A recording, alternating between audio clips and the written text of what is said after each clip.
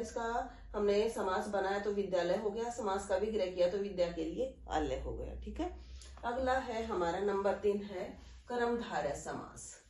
कर्मधारय समास वो समास होता है जिसका के दोनों पदों में विशेषण और विशेष्य का संबंध होता है।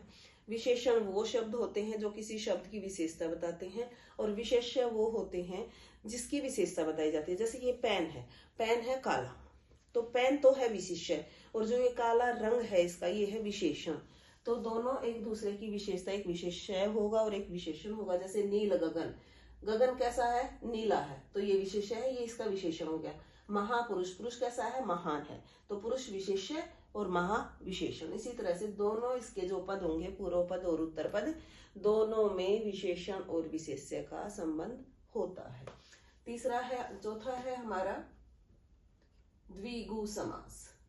द्विगु समास वो समास होता है जिसका पहला पद, पूर्व पद संख्यावाचक होता है।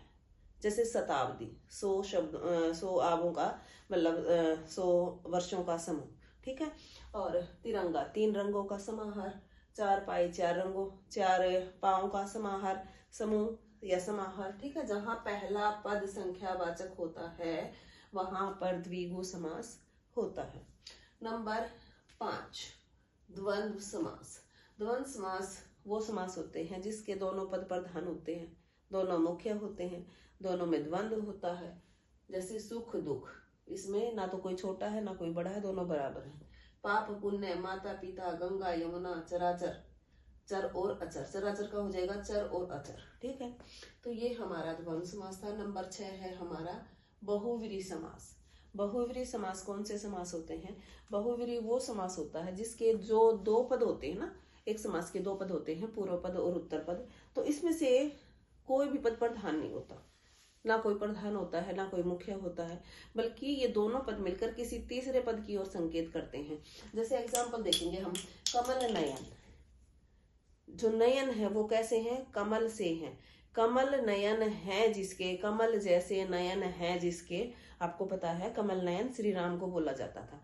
ठीक है, अब नीलकंठ, नीला कंठ है जिसका, तो ना तो नीला प्रधान है ना कंठ प्रधान है, जिसका कंठ नीला है वो प्रधान है, अर्थात यहाँ शिव के लिए आया है। दशानन, 10 आनन है जिसके, जिसके 10 सिर हैं, वो मतलब किसी और के लिए, रावण के लिए। यहाँ दोनों में एक होता है, जैसे कर्मधारय समास में और बहुव्रीहि समास में थोड़ा सा डिफरेंस होता है। यहाँ हम विशेषण और विशेष्य का प्रयोग करते हैं। जैसे इसमें कमल नयन है, ठीक है, कमल जैसे नयन, अगर मैंने बोल दिया कमल जैसे नयन तो वो हो जाएगा कर्मधारय समास। अगर मैंने कहा कमल जैसे नयन है जिसके, कमल नयन है जिसके मतलब किसी और के लिए, ठीक है, तो वहां आ जाएगा बहुव्रीहि समास। पीतांबर, अगर मैंने लिखा यहाँ पीतांबर, पीतांबर का मतलब है जो वस्त्र हैं वो पीले हैं। ठीक है, पीले वस्त्र के लिए आएगा कर्मधारय समास। लेकिन अगर मैंने यहाँ लिख दिया पीतांबर, तो पीत है अंबर जिसके, कि जिसके पीले वस्त्र हैं, अर्थात श्री कृष्ण, वो श्री कृष्ण के लिए आएगा, तो यहाँ बहुव्रीहि समास हो जाएगा। तो ये थे हमारे आज समास, और हमने अच्छी तरह से इसको समझ लिया है। धन्यवाद।